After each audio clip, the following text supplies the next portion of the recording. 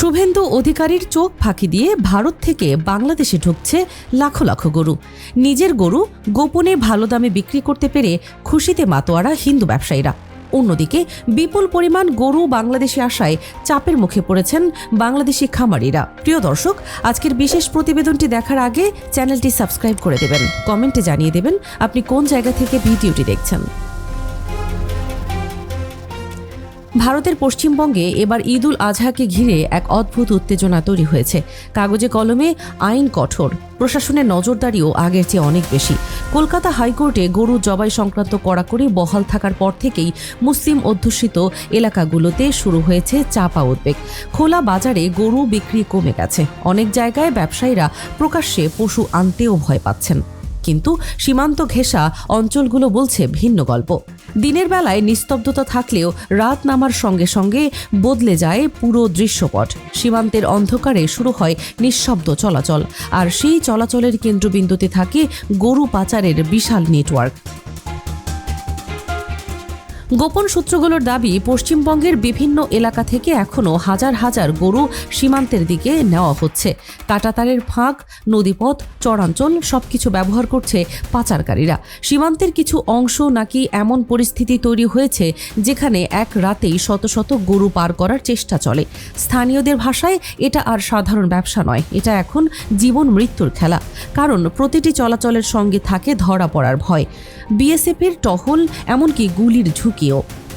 তবুও থেমে নেই এই কারবার। কোটি কোটি টাকার লাভের আশায় রাতের অন্ধকারে সক্রিয় হয়ে ওঠে দালাল, বাহক আর সীমান্ত সিন্ডিকেট। সবচেয়ে ভয়ঙ্কর বিষয় হলো, এই পুরো নেটওয়ার্কটা চলে অত্যন্ত গোপনে। সীমান্তের আশেপাশের গ্রামগুলোতে এখন ফিসফিস করে শুধু একটাই কথা, আইন যত কঠোর হচ্ছে পাচার তত গভীরে যাচ্ছে।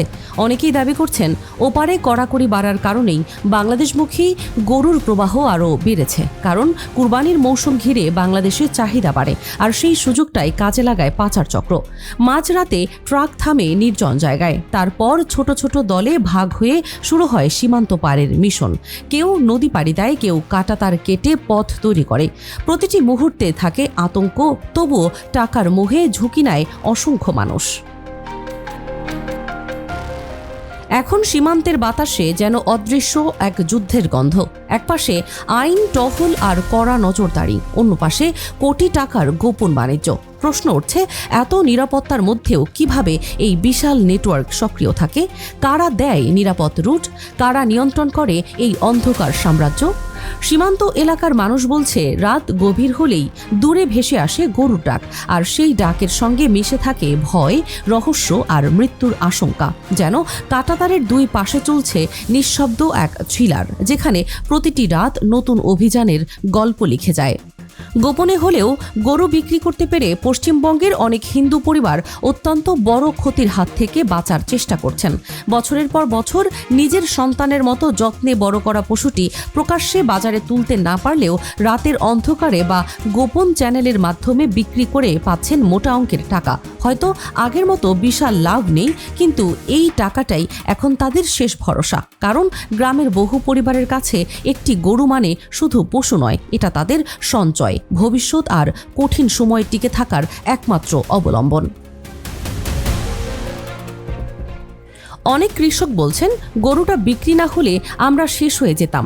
কেউ সেই টাকা দিয়ে পুরনো ঋণ শোধ করার পরিকল্পনা করছেন, কেউ ব্যাংকের কিস্তি মেটাবেন, আবার কেউ বছরের পর বছর ধরে জমে থাকা দেনার বোঝা নামাতে চান। সীমান্তের কাছাকাছি এলাকাগুলোতে নাকি এমন বহু পরিবার আছে যারা পুরো বছর শুধু এই কুরবানির মৌসুমটার অপেক্ষায় থাকেন। কারণ এই সময় গরুর দাম কিছুটা বাড়ে, আর সেই বাড়তি টাকায় সংসারে একটু স্বস্তি আসে। কিন্তু এবার কড়াকড়ির কারণে সবকিছুই হয়ে গেছে অনিশ্চিত, আর সেই অনিশ্চয়তার মধ্যেই গোপনে বিক্রি হয়ে উঠেছে শেষ রাস্তা। সবচেয়ে আবেগঘন দৃশ্য দেখা যাচ্ছে দরিদ্র পরিবারগুলোর মধ্যে। কারো মেয়ের বিয়ে আটকে আছে শুধু টাকার অভাবে, কারো ঘরের চাল মেরামত হয়নি বছরের পর বছর। এমনও পরিবার আছে যারা ভেবেছিল এই গরু বিক্রির টাকাতেই মেয়ের গায়ে বিয়ের শাড়ি উঠবে। কেউ হয়তো ছেলের পড়াশোনার খরচ যোগাবেন, কেউ অসুস্থ মায়ের চিকিৎসা করাবেন। তাই গরু বিক্রি তাদের কাছে শুধু ব্যবসা নয়, এটা স্বপ্ন বাঁচিয়ে রাখার লড়াই। আর সেই স্বপ্ন পূরণের আশাতেই তারা নীরবে যুক্ত হচ্ছেন এই ঝুঁকিপূর্ণ গোপন বাণিজ্যে। কিন্তু পুরো পরিস্থিতিটা যেন এক ভয়ঙ্কর দ্বন্দ্বের গল্প। একদিকে ধর্ম আর রাজনীতির উত্তপ্ত হিসাব, অন্যদিকে সাধারণ মানুষের বেঁচে থাকার সংগ্রাম। রাত গভীর হলে সীমান্তের অন্ধকারে যখন গরুর সারি এগোয়, তখন শুধু পাচারের গল্প নয়, সঙ্গে এগোয় শত শত পরিবারের আশা, কষ্ট আর অপূর্ণ স্বপ্ন। কেউ হয়তো মনে মনে হিসাব করেছেন ঋণমুক্ত হওয়ার দিন, কেউ মেয়ের বিয়ের তারিখ ঠিক করেছেন। আর ঠিক তখনই কাঁটাতারের ওপারে শুরু হয় আরেক দৌড়, যেখানে প্রতিটি পদক্ষেপে লুকিয়ে থাকে ভয়, রহস্য আর অজানা ভবিষ্যতের ছায়া। তবে সীমান্তের ওপার থেকে বিপুল পরিমাণ গরু বাংলাদেশে ঢোকার গুঞ্জন ছড়িয়ে পড়তেই অস্বস্তি বাড়তে শুরু করেছে দেশের খামারিদের মধ্যে। সারা বছর খড়, ভুসি আর খাবারের বাড়তি দামের চাপ সামলে যারা কষ্ট করে গরু লালন পালন করছেন, তারা এখন আশঙ্কা করছেন কোরবানির বাজারে কাঙ্ক্ষিত দাম হয়তো আর মিলবে না। কারণ বাজারে পশুর সংখ্যা বেড়ে গেলে স্বাভাবিকভাবেই দর কমে আসে, আর সেই প্রভাব সবচেয়ে বেশি পড়ে স্থানীয় খামারিদের ওপর। অনেকেই বলছেন, আমরা পুরো বছর আশা নিয়ে গরু বড় করি, কিন্তু শেষ মুহূর্তে যদি বাজার ভেঙে যায় তাহলে সব পরিশ্রমই বৃথা হয়ে যাবে। বাংলাদেশের বিভিন্ন অঞ্চলের খামারিরা ইতোমধ্যেই হিসাব কষতে শুরু করেছেন। কেউ ব্যাংক ঋণ নিয়ে খামার দাঁড় করিয়েছেন, কেউ জমি বন্ধক রেখে পশু কিনেছেন।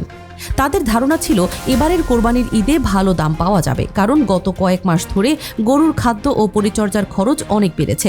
কিন্তু সীমান্ত দিয়ে ভারতীয় গরু প্রবেশের খবর ছড়িয়ে পড়তেই বাজারে তৈরি হয়েছে অনিশ্চয়তা।